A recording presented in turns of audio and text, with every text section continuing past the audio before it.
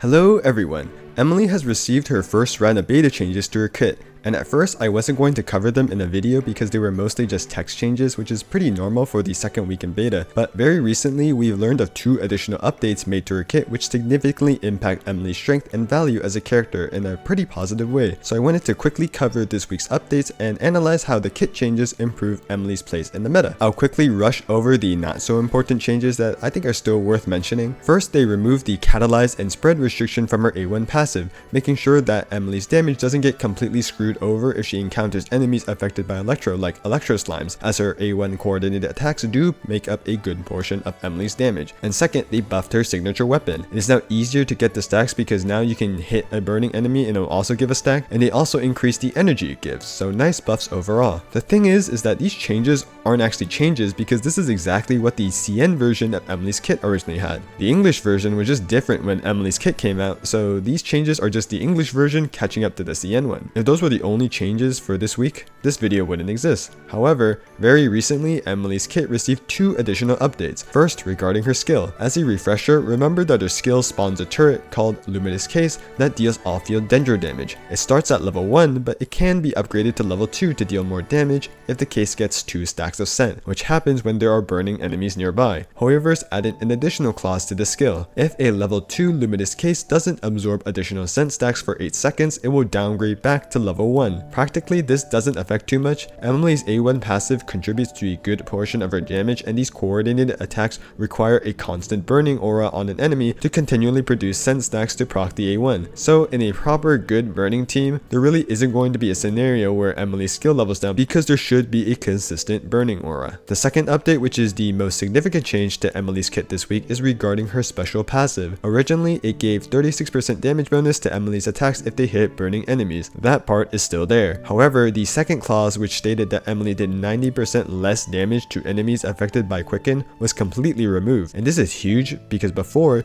you just couldn't run any Electro characters in Emilie's teams because her doing 90% less damage was pretty bad. Effectively, Emilie had the same type of team restrictions as characters like Nilou and Chevres, massively restricting her versatility. With this change, running an Electro character with Emilie is perfectly viable, increasing the amount of characters you can pair with her and the types of teams you can play. To understand how this change actually affects Emilie's strength in the meta, let's consider the new team options that removing the Electro character restriction gives us now. First, let's consider Emilie with non-burning teams and with Electro characters, so Hyper Bloom, Spread, and Aggravate. Although the 90% less damage restriction was removed, for these teams, Emilie still won't be that good. The reason is that in order to unlock Emilie's damage in her base kit, you need burning enemies. You need burning to level up her turret, you need burning to continually proc her A1, and you need burning for 36 damage percent. Without burning, her damage takes a drastic dip, which is pretty much all that Emilie provides as a sub DPS off-field character. Remember, she doesn't provide any buffs to her team, she just does damage. In these types of teams when there are no burning enemies, her damage will be similar to units like Kale and Dendro MC. Thus the only reason to use Emilie in this slot is for her Dendro application alone. And overall, I don't think that this is worth the damage loss when you can just use someone else like Nahida. However, one scenario where Emilie can be better than Nahida here is in multi-wave content. The best example to visualize this is Cyno teams. Cyno's biggest flaw is that his burst takes up a lot of field time, making it very difficult to refresh support skills like Nahida's mark, and this problem is exacerbated when there are multiple waves of enemies. Unlike Nahida, who has to use her skill repeatedly to remark enemies with Dendro, all Emilie has to do is to set up her Luminous Case and swap out, and the turret will take care of the Dendro application until its duration ends. At that point, you can just swap back to Emilie and recast her Luminous Case with her burst or a skill. In the case of Nahida, if there are new enemies, she has to use her skill again. And this Dendro turret from Emilie is something that Cyno can really appreciate. Yes, you will lose damage because Nahida just does more raw damage than Emilie when there are no burning enemies, and Nahida can also share EM with her burst, but in multi-wave scenarios, Emilie can be a suitable alternative for some comfort of play. However, the main teams to look at are the burning teams, and with the ability to actually play an Electro character with Emilie without her doing 90% less damage,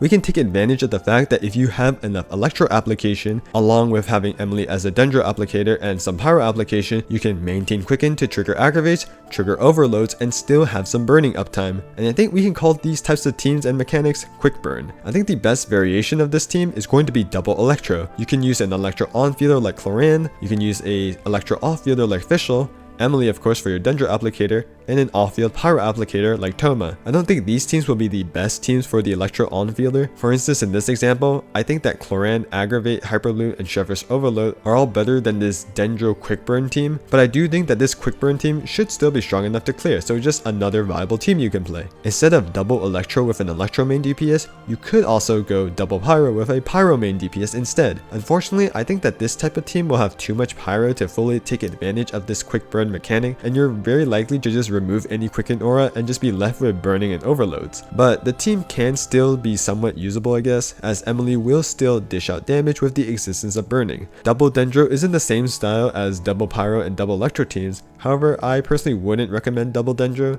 The reason for this is that if Dendro reacts with both a Quicken and Burning Aura on an enemy, you don't actually get a spread reaction, you just remove the Quicken Aura and just continue burning. Thus, it is similar to double Pyro where there is some anti-synergy with the elemental reactions you're trying to use. Again, it can be usable, but I personally wouldn't recommend it as a strong team option. Now, instead of double element comps, you can try a completely single element comp, granted you have a good enough Electro application. For instance, you can have Emilie as your Dendro, a Pyro character, an Electro character, and an Anemo character like Kazuha. Of course, the benefit here is swirling and grouping from the Anemo unit. Another option is that you can replace the Anemo unit with a Hydro unit, and this type of team is where the Thundering Furry Razor team popularized by Sajeth comes from. For these types of teams, it's hard to map out the specific reactions as it depends on the specific units you use and the rotation. But of course, another option is you can just disregard all this specific stuff and just throw all your skills together and hope things work. And honestly, I actually feel like this will kind of sort of work for these types of teams. So by removing the Electro character restriction from Emilie, she has unlocked a lot more viable team options. But does this change push her towards an overpowered status as a character? Well, no. Realistically, this buff doesn't really change Emilie's power level. Unfortunately, all the teams I just mentioned with Electro, while they do work, I don't think that they are better than the other existing Electro teams that we have like Aggravate and Chef's Overload, and I don't think that they are Emilie's best teams as well. For instance, I think Burn Mount is a better team. Because of this, Emilie didn't really get stronger with this buff necessarily, as her best teams haven't changed. But of course, a character's top teams aren't the only attribute for a character. The biggest thing that this buff achieves is removing the restrictions that Emilie originally had in her initial kit. With an originally huge detriment to her damage by slotting in an Electro unit, Emilie's teams were pretty much limited to pure burning and burn melt. But with the removal of this restriction, she can actually pair up with more characters in Genshin's roster, increasing her overall versatility as a character. Sure, the quick burn teams I mentioned may not be the best teams, but they still do work and are viable and are probably going to be good enough to clear Abyss. And this is a huge win for Emilie because these teams were close to unusable before this buff. Now, is Emilie still a niche character after this? Well, yes, she still wants to be played in primarily teams with burning, which is a big restriction itself. But with more team options within the burning niche, there are more reasons to use Emilie, increasing her overall value as a character. And although Nahida is still the overall better off-field Dendro character, there are scenarios and teams where Emilie can be better, such as in burning teams and multi-wave content. Thus, you can free up your Nahida for your second Abyss team if you enjoy playing Dendro teams. And who knows, maybe this is another Xingqiu Yelan situation where you can just pair Nahida and Emilie together for a solid team. But ultimately, we'll just have to see what happens in the upcoming weeks of Emilie's beta. If you enjoyed this update and analysis video, leave a like and subscribe to the channel, it helps me out a ton. As always, leave your thoughts and questions in the comments below, and I hope you all have a wonderful day.